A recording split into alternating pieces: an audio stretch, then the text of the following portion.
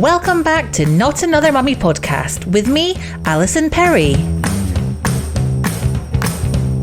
Becoming a mum is something that shifts our identity, and we can often find ourselves trying to mother in a way that our culture and the media tells us we should. But my guest today says that we should all try to do motherhood our own way, trusting our instincts and leaning into what we think we should do, not what we're being told to do by others. Hollie de Cruz is a mum of two and a hugely successful hypnobirthing coach with clients including Fearne Cotton, Izzy, Judd and Giovanna and Tom Fletcher. Hollie is also the creator of the award-winning Yesmum positive affirmation cards and the author of 2 books, Your Baby, Your Birth and Motherhood, Your Way. Her latest venture, Here, is a platform to educate and support mums as they find their feet in this new world. Hollie is filled with wise words on motherhood, so I am sure that you will get a lot out of listening to our chat.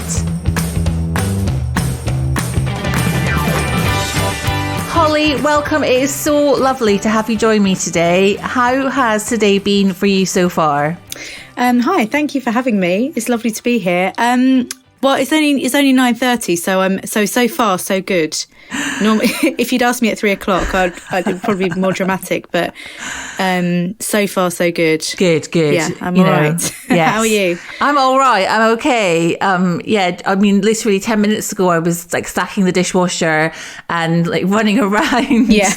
And then I was like, okay, come on, let's focus. Get your laptop, get ready for doing a podcast. But it's that juggle, isn't it? And you always think you've got more time than you have. Yes, yeah, always. Totally. 1 minute it's 8 and then it's 9:15. Oh goodness, yes. But it's all good. Now listen, there are a few people on social media who I think are just so wise when it comes to motherhood, and generally speaking, I'll always stop scrolling to read what they've got to say. And you are one of those people. Oh, that's a nice thing to say. I just feel like what you put out there is always so thoughtful. It's not a case of, oh, I'm just going to whack this up, for engagement. Yeah. I really feel like you're here to, to be helpful and to contribute something valuable to the conversation. Yeah, I hope so. I mean, I post a lot less than I used to. I used to post every day, sometimes twice. Now I might post twice a week, but I'd rather say something that is valuable than just add to the noise. I think Instagram is a noisy place at the best of times. And so it's kind of been a bit of a conscious decision to distribute my energy a bit more mindfully, I guess. I think that is such a good call. And yeah, you're right. It's such a noisy place. And sometimes if you're feeling a little bit stressed or, a bit kind of feeling a bit funny about life in some way, going onto Instagram can just make you feel 10 times worse. It just feels like there's just so many people just shouting and saying, like, feel this, think this, laugh at Why this. haven't you said anything about this? You're like, Yes. Oh my goodness. Yeah. It just feels a little bit intense sometimes, doesn't it? It does. It kind of feels, I always think it feels like another child needing something from you. It's a bit like that, someone like pulling on your leg. Yeah. Like, look. That's so true. And most of us don't need an extra child. Like, we're busy enough with the children that we have already. Yeah. Now, look, I want to talk to you about how motherhood changes us, how it shifts us. It feels like it rocks us. It kind of moves us off our axis, and we have to either find our way back to where we were before or work out what this new reality is all about. It's 11 years since I became a mum, similar time for you. Yeah, same. And I'm still reeling from it. Yeah, it's a spin out, isn't it? And I think part of the kind of conflict there is that we are perhaps led to believe we will find our way back. And I don't think you do find your way back. I think you find your way somewhere new. Yeah. And I think if we spend There's too a lot much of talk, isn't there, around, getting back into your pre-pregnancy genes. And but I think the mentality is the same. Yeah. Yeah, and it's like, thinking about, the nights out I used to have pre-children. I want to get back to that feeling. And I don't think you ever do. No. Because there's a freedom that you have before kids that you just don't have when you have kids. And I don't mean freedom as something negatively that you're losing. I think it's just a different type of consciousness. You know, before you have kids, you really are focusing on yourself, and you don't have to really think about anyone else's needs. You know, you naturally do because there are people you care about, but it's not the same as having dependents that you don't have a choice as to whether to consider them or not. And that can be really heavy sometimes, I think. I think we underestimate that kind of underlying weight of it. Yeah. When I look back to what pre-children, pre-mother Alison, I really was quite a selfish person. And I don't mean that in a kind of beating myself up way, but just, I went about my life. I went to work every day. That's normal. Yeah, I came back. I just, thought about what was almost like immediately around me, like my close friends. Yeah. And, just kind of went through life almost a little bit blinkered to the wider world and what it might be like to really be focusing on other people other than myself. Yeah, I really relate to that. It's like sometimes if you have, friends that don't have kids who say, do you want to go out tomorrow night? And you're like, what? You can't ask me if I want to go out tomorrow. I need like serious planning time for this.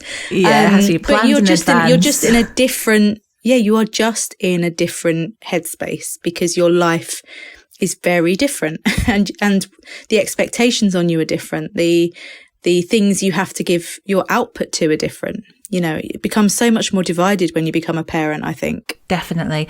How did you kind of navigate that? Because when you had your eldest, am I right in thinking you weren't yet a hypnobirthing teacher? You probably didn't know that much about the whole, psychology of motherhood and birth. And... I didn't know anything, Alison. I didn't know anything. It was it was totally unplanned. I was 24 or 25. None of my friends had kids. I was the first of my friends to have children. It was wild. If I look back now, I think, God, you were so naive, but I don't necessarily think that's a bad thing. But I just had no idea what to expect. I had no frame of reference for what being a mother was, other than obviously my own childhood, but it's not the same as becoming a parent yourself. No, it really isn't. And so, partly, I think there's then less, I don't want to say dread because that sounds really negative, but anticipation, because you just focus on the excitement, I think. But I remember when Oscar arrived and just thinking, what do I do now? Who's got the answers? Where do I go to find out how to do this? I was so far away from my intuition and my instinct because everything up until that point, I just kind of followed instructions and followed rules and done what I thought I should do. And suddenly I didn't know where to go for that. It was bewildering, I think. Yeah, bewildering is such a good word to describe it. But when you think about, us growing up and becoming adults and learning how to live in this world, even if it's a case of passing your driving test or living, in a flat by yourself or with friends for the first time and learning how to boil an egg, you are following instructions.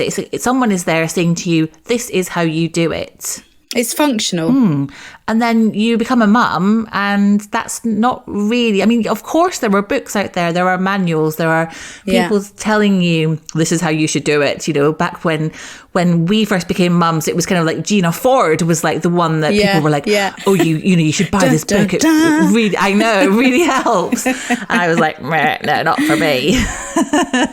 Yeah, it's a funny one, isn't it? And actually it's one of those, it is, but I don't think parenting is functional. I think parenting is felt. And I think if we try and make it, functional or something where we can, it's like a tick box exercise. Like if I do that, then it will be fine. We're actually setting ourselves up for just a really unfulfilling experience because your child is completely unique. You as a parent are completely unique. You have your own unique bond. And I think when we try to kind of package that into what other people are doing, it's when we have all of that, the angst from comparison or from, feeling like you're not good enough or feeling like your baby's not good enough. By good, I mean, are they sleeping? Yes. All of those narratives that come into play that make us doubt our innate maternal wisdom, which I do believe we all have, but I think we're just taken far away from. Oh, that's so true. Like we enter motherhood layered with lots of views and opinions from other people and the culture that we live in, don't we? Totally. So how do we strip all of that back and try and tap into our own intuition? I think it's being prepared to get it wrong. I think being prepared to experiment. Like, I do think motherhood is a lot of trial and error. I think what's working for someone else isn't going to necessarily work for you, because your life, your baby, you are different. And I think it's a big element of surrender, actually, of saying, you know what, I don't know what I'm doing, but what's important to me? Is it important to me to respond to my baby's needs? Is that more important than ABC? Like, and almost prioritizing what feels important to you and leaning into those things. But what comes with that is having to let go of stuff. When I had Oscar 11 years ago, I didn't want to let go of anything. I really was clinging to my old life dearly because I was terrified of what would happen if I let it go. When I had Cosmo 8 years later, I let pretty much everything else go because I knew that this time needed me and that the world would still be there. I think you have this fear that you're going to really miss out and you're going to fall off something first time round. And then second time you have that bit of perspective that, oh, nothing's really changed. I can just go back. I can get back on. But at the moment, this is where I'm needed. Yeah. And how did that shift in attitude alter your experiences? Well, hugely. I don't really remember any of Oscar as a baby. I really don't remember it very well. I think I was in fight or flight mode a lot of the time. I think I was running off adrenaline a lot of the time.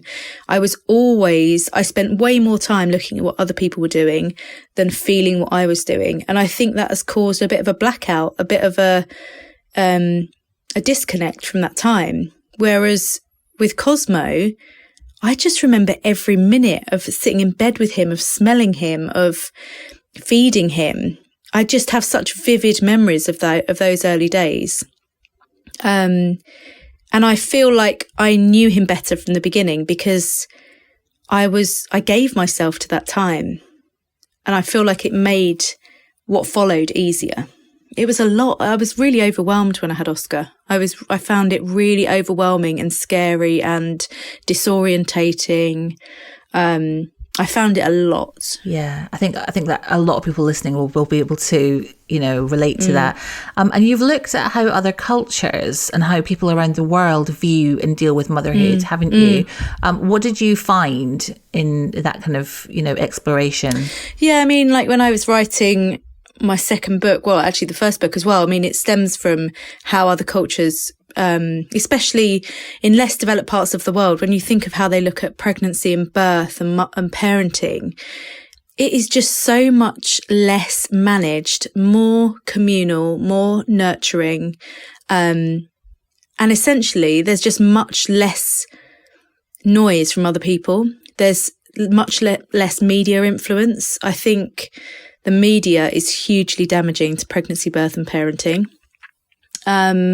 Not to say it doesn't have its kind of benefits, but on the whole, I think it's damaging. What kind of messages are being broadcast that you find particularly damaging? Just this idea that you're meant to be doing everything.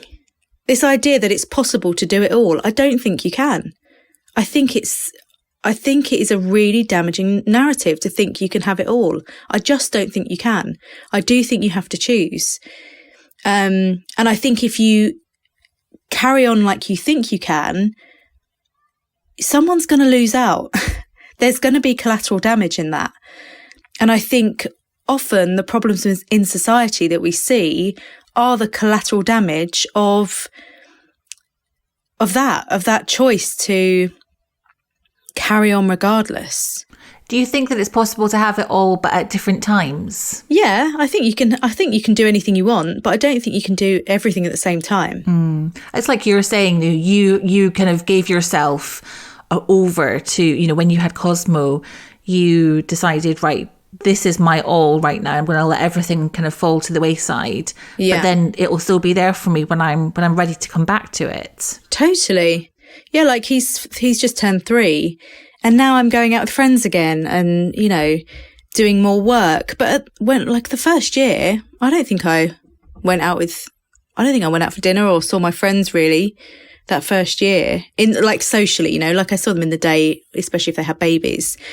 But I didn't put that pressure on, I need to get dressed up, I need to go out. And I know for some people that makes them feel good. And I'm not suggesting you shouldn't do that if it's what you want to do. But for me, that was an effort that I didn't have the capacity for. So for me, it was, okay, that is going to take energy, headspace, capacity away from where personally I want to be putting it now. It's boundaries, isn't it? I mean, culturally, we're just so crap at boundaries. We really are. Wow, I find it so depressing how terrible we are at being able to put ourselves first. And then I think we find it really difficult to put our children first as well, because our children are part of us. And I think they naturally come into that inability to prioritize ourselves. I think also as well, sometimes where I struggle is whether to prioritize me or my children. So like there will be sometimes situations where there's a conflict and I feel like my child needs me to do X, Y, and Z, and I just don't feel like I've got the energy reserves to do that or the mental capacity to do that. And that's quite a tricky one because it is. Quite often your instinct is to do what your child needs, and then it just leaves you spent and it just leaves you in a terrible place. Yeah, and I do think that conflict is quite a natural part of motherhood, of parenting. I think we almost have to become accepting of that being there sometimes.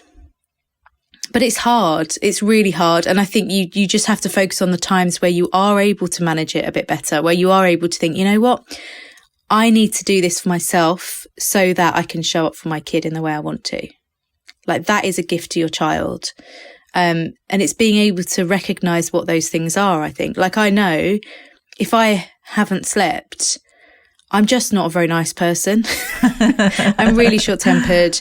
My patience just falls out the window. So for me, going to bed earlier is like an investment in the mother I want to be. And if that means I can't go out until midnight, I just can't go out until midnight right now because it's going to have too much of a knock-on effect. So I think it's just being able to recognise those things. And, you know, I've got some really lovely friends where I'm able to say, can we go out for lunch or can we go out for an early dinner while, you know, someone else is doing bedtime or whatever, because that's what's going to work for me. Yeah, I had... and if they say no, that's okay. Well, exactly. I've got a really lovely crowd of school mum friends, and they basically know that I like to be in bed by 9 p.m. Oh, perfect. And I invited them all round a few weeks ago, and I was like, you can come round, but, you know, at a certain time, I'm going to be ringing a bell for last orders, and you've all got to leave. And I was just really blatant about it. I was...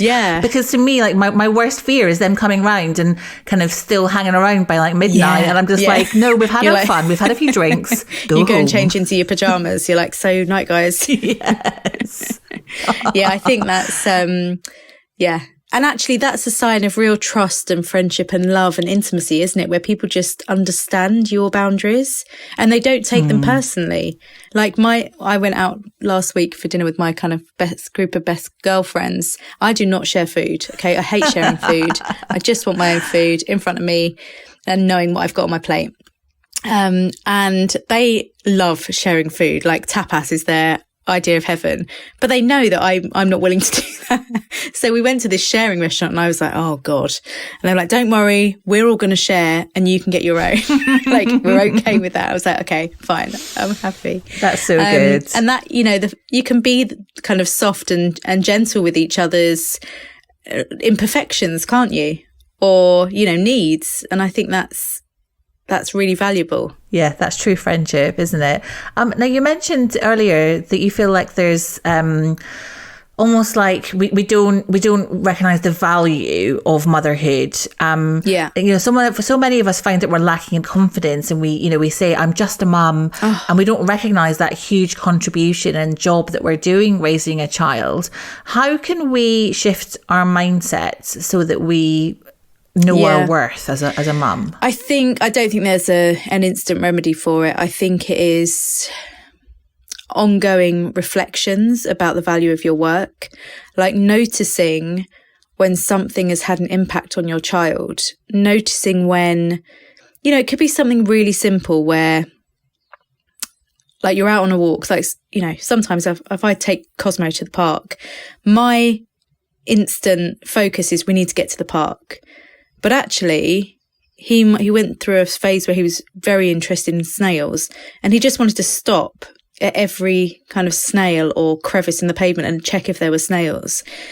And I was thinking, come on, let's just go, because we're not going to get to the park otherwise. And then I kind of stopped myself and thought, he doesn't care about going to the park. He's getting something really valuable out of looking in the crack in the pavement. Yeah. And so in that moment, I was just like, right, let's forget. If we get to the park, we get to the park. If we don't, we don't. And just being in that moment. And he was like showing me the cracks in the pavement, and his little face just lit up because I was interested in what he was being interested in.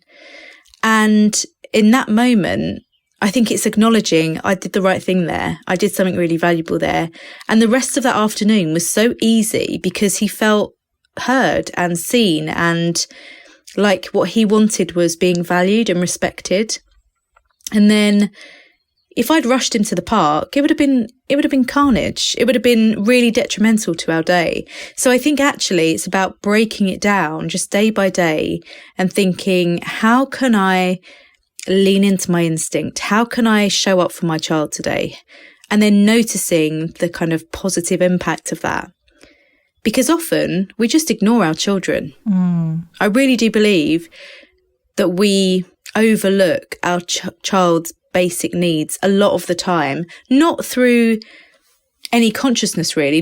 We're not saying, I'm going to ignore my child today, but just because we're sold this idea that there are more important things, like getting them dressed in cool clothes, or taking them to some, like, the science museum, or we kind of think those things are more important than just hearing what they're saying.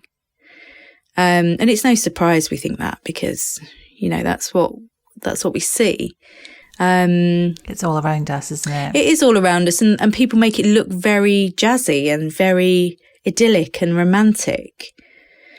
But we all know, you and I both know, you'll take your kid to something like, I don't know, like a PR event or a museum or something, and you've got this smiling picture, but it was probably a bit stressful. I mean, I say no to most things now, unless it's something I know my child will really love. Yeah. With Oscar, I took him to swimming lessons. I took him to karate.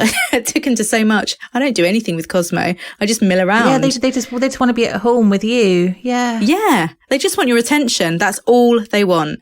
Totally. They don't care where they are or where you're taking them. They do not care. It's funny though, isn't it? Because it's not just what we're seeing on, in the media and social media. It's also the way that we were brought up, and the kind of, the ideas that we have in our heads from our own parents of, the proper way of doing things. And I think that from what you're saying really applies to that as well. Like yesterday, my husband and I were having a conversation. So he's a stay-at-home dad, so he does the majority of the parenting. Mm-hmm. And our little ones have got into this habit where they just won't sit at the table and eat. They just want to graze and mill around, and they'll put their plate on the coffee table and take a few bites and then wander off. And he was like, right, in the new year, we need to get sorted. We need to get them back at the table. And even if it's putting them in their high chair and them screaming until they realise that that's the way it's meant to be, I was like, oh, I really don't think that that's the right thing to do. And I went away, and like our classic relationship thing is, he basically presents the problem. I go away and research it and like look up all these kind of like articles. I will send him a few, and then we'll discuss it and we'll work out what feels right. And I found this article which was basically saying, toddlers aren't meant to sit at the table. Like they're not programmed. They're not developed enough to do that. You know, grazing is, what they want to do. And you're just going to be miserable. And they're going to be miserable if you force them to sit at the table and eat what you're eating all the time. And I was just like, it was almost like a relief. It was like, oh, okay. Yeah. But it's what you're saying. To have something confirming that feeling. Yeah, but it's like lean into your intuition. Like my intuition was telling me, I don't think that's a good thing to do. Yeah. And what you read just confirmed that. Yes, exactly. But it is like thinking about what do they need. But that's because we have these very kind of structured ideas of what a good child is. And I just think the whole good child thing is a load of crap. Like, I hate this idea that there are good children and bad children. There aren't. I don't believe that to be true. I think there are children that are responded to and there are children that aren't responded to. And all your child wants is your attention. Like, because it's for their survival. They absolutely require your love and attention to thrive. And if they're not getting that, then they become a naughty child. And you can't see me, but I'm saying that in bunny ears because, that is how their needs manifest. It's not because they're bad or they're naughty. It's because they're saying, you are not getting it right for me. Yeah. You're not listening to me. I don't feel heard by you. And I don't know how to communicate that. Yeah. There's a lovely quote. I can't remember who it's by, but it's, your child isn't giving you a hard time. They're having a hard time. And I always just keep that in my mind that if Cosmo's like losing his stuff about something, he's not trying to wind me up, but it's very easy for us to center ourselves and think they're just trying to manipulate me. They're trying to break me. They're not capable of doing that, like, at 3 years old. Of course they're not. These are not like psycho masterminds. These are toddlers. I know it sometimes feels like that, but they essentially just have very basic needs that they are always trying to communicate. And if we're not showing up, they get annoyed. Yeah. Because they don't have any other way of staying alive. No, that's so true. And another quote that I've heard, and I don't know who said this originally, but it was all behavior is communication. Yeah. It's like they're just behaving that way because they're trying to tell you something. So listen to them, try and work out what that is that they need. Yeah. It's like the childhood schemas, like the things that they learn in toddlerhood, that they're just trying to cement these skills. And so Cosmo's going through a real throwing. He loves throwing stuff. Yes. Now, throwing stuff, like as a parent, it's like, you can't throw that in here. Like, it's really dangerous. You're going to break something. And that's immediately where I go. And then actually, I read a bit more about it. It's like he's not choosing to be destructive. He's got an impulse to throw something. So as a parent, I need to find him a way to throw things safely. So, okay, let's get a basket and some bean bags. Let's throw the bean bags into the basket. I can see you want to throw. So let's find a safe way to do that. Rather than always saying, no, you can't do that, and stopping their will and their wonder. Will and wonder in children is vital. Oh, it really is. One of the articles that I found recently for my husband was about throwing things, because he was like, they're just throwing things all the time and I'm just telling them off all the time. And I was like, on Google. And it's horrible, isn't it? Yeah. But, and the article I found did say, hand them a ball and say, throw this instead. Yeah. Which is all great. But we haven't always got balls around. And then, we had the Christmas tree up and there's baubles all over it. And they're like picking them up balls. And trying to throw them. I'm like, no. Yeah. These balls, not those balls. Yeah, but that's why I talk about capacity, right? Because toddlers are very demanding and they have a lot of needs. Now, in order to say, right, okay, we need a basket of this stuff here. We need to think about that because they're into that. That all takes headspace and energy and capacity. And that stuff is going to make a genuine difference to your day-to-day life, because it's going to make parenting easier. It's going to make your child happier. It's going to make you happier. Yet we choose not to do that because it doesn't feel that important. Other things feel more important because they're more visible or more tangible. Like, I don't know, going out with your mates or showing up on Instagram or doing things that are very visibly productive. Whereas actually, You thinking, right, I'm going to spend 15 minutes this morning just getting a basket and finding a few soft cushions. That is 15 minutes really well spent. That's so true. Because you have met a need of your child that then is going to reduce conflict in the rest of your day. Yeah. But that does take time. You know, we always think, oh, well, I don't have time to do that. We don't have a basket. We don't, I haven't got time to go and get that stuff. You have, but it's how we choose what's important. And I do, like, whenever I talk about this stuff, I worry that people will feel it's judgmental, because obviously lots of people are going out to work all day and working, like, it's really hard to fit everything in, which is why I think looking after ourselves and finding small pockets of time where we can just dedicate to what can I do that is going to make parenting easier today. You know, those little things, rather than feeling like you've got to read massive parenting books and get everything right. You're not going to get everything right. No one does. Yeah, that's so true. But just thinking, what's my child into at the moment? What is my child doing at the moment that's annoying me? How can I make those little things, how can I create buffers that make those things easier to manage? Very good advice, Hollie. I love it. Now, we've mentioned social media already. And obviously we're both on social media, but what's your view on how positive a force it can be for new mums? Well, actually, let's broaden that to all mums in general. And how can we foster a good relationship with social media to get the best out of it without that horrible comparison, bad stuff, that bad feeling that you sometimes get? I think it comes down to us all as individuals. I think we have to be very mindful of how we're feeling when we consume social media. When do I go to social media? Is it when I'm feeling robust? Is it when I'm feeling resilient? Is it when I'm feeling fragile? Is it when I'm feeling anxious? Like, we all have triggers for social media, I think. And being aware of those will give you a bit more insight into how social media is affecting you. Like, if I'm feeling low, does scrolling through Instagram, looking at everyone's fabulous, well put together lives make me feel better? No, it doesn't. But could seeing someone just share the reality of those moments help me? Yeah. So it's just, when you find yourself on social media, asking yourself, what am I here for? What's going to serve me today? Rather than using it as a stream of consciousness. I think we spend too much time on it, and then it becomes almost something that we regulate with. That's so true. Which I think is just disastrous. Yeah. No, it really is. Because we need to regulate with ourselves, our partners, our friends, our children, not strangers on the internet. So I think using it like little and often, saying, I just want to hear what someone else is saying about this. It will really help me.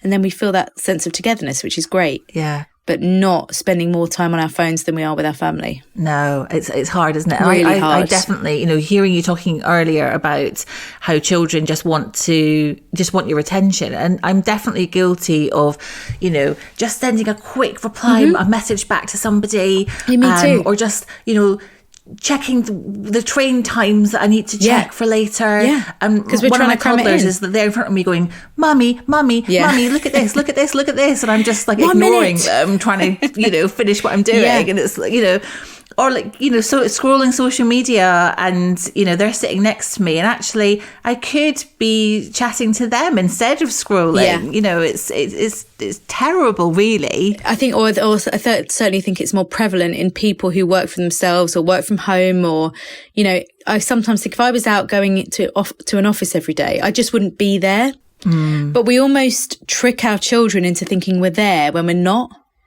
So I think, like today, recording this, I've come up to the top floor. I'm sat in one of my son's bedrooms because I need him to think I'm out. Yes.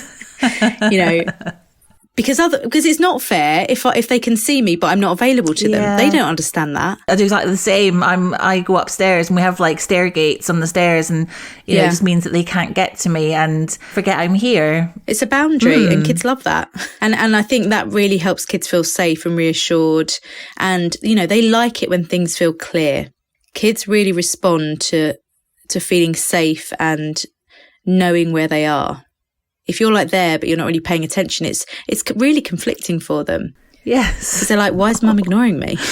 You know, often if Cosmo's eating at the table and I think, right, okay, I can just whack out a couple of emails for that. And then he's saying, Mummy, can you cut this up? I'm like, yeah, in a minute. I'm just doing this email. And you're just torn between the two things. Yeah. Mummy. No, it's really hard. Yeah, totally. And I just end up feeling rubbish. It's tricky. It's really talk hard. to me about Here, which is your new business. Is it different to your previous business, Yesmum, or is it kind of like a rebrand? It's an evolution of. Right. It's like the big sister of Yesmum, I guess. So basically I became a hypnobirthing teacher 10 years ago. I've been teaching for 10 years. And then I started doing the affirmation cards, the yesmum cards. And so that all happened quite organically. It was never really my intention to start a business in that kind of way. And then what I've kind of realized through the pandemic, especially, is that women, we have like this birth education and antenatal education. There is very little for mothers on the other side. So true. There is very little learning, holding, sharing, comfort for new mums. And I really felt that when I had Oscar, that it was just like, right, okay, off you go.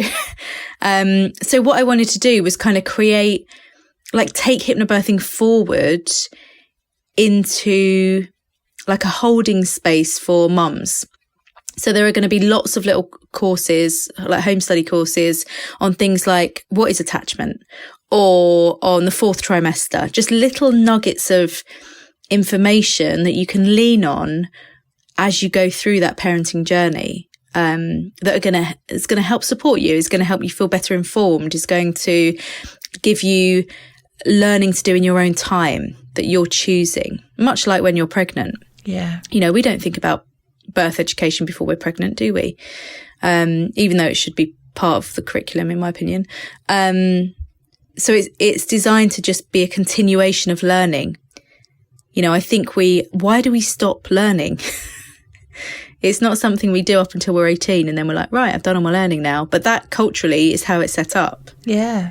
We should always be learning. I never feel like I'll know enough as a mum. Yeah, that's so true. And you're absolutely right. It does feel like, we learn, like, we might go to antenatal classes and learn all about, pregnancy and the birth. Yeah. And there's a little bit about, on the other side, but you're then kind of left to your own devices. Yeah, but it's just like, how to change a nap. Yeah, totally. And why do we think like the biggest thing that we're ever going to do, like nothing is more massive than parenting in terms of like how hard it is, how different it is from anything you've ever done before. Yet we're all going into it with absolutely no help. It's so weird. And then it's like no surprise that we find it so awful. Not awful, but bewildering. Yeah, and also, there was a lot of discussion and talk about, the baby years, the toddler years. But, as having an 11-year-old, it doesn't just suddenly stop. Yeah. You're not just suddenly like, oh, well, my child is 8, so I know exactly what I'm doing now. Like, I don't need any help or advice. So it carries on, like, right up until, I guess, they're adult. Even when they're adults, like, we need to be teaching, how to deal with a grown-up adult. Yeah. But we need to normalise and model to our kids the importance of learning. I remember when I was a kid, I thought my parents knew everything. Yeah. I really did believe my parents knew everything and they weren't wrong about anything. And then that realisation when you become an adult that maybe they didn't, I found that really earth-shattering. I really found that really hard. And I want my kids to see me get it wrong. I want my kids to see me saying, I don't know, but I'm going to find out. Yes, which our parents never did. I don't want them to put me on this pedestal. No. Yes. Like, don't look at me thinking I know it all. Yeah, exactly. I don't know what I'm doing. And like, I will regularly apologise to my children.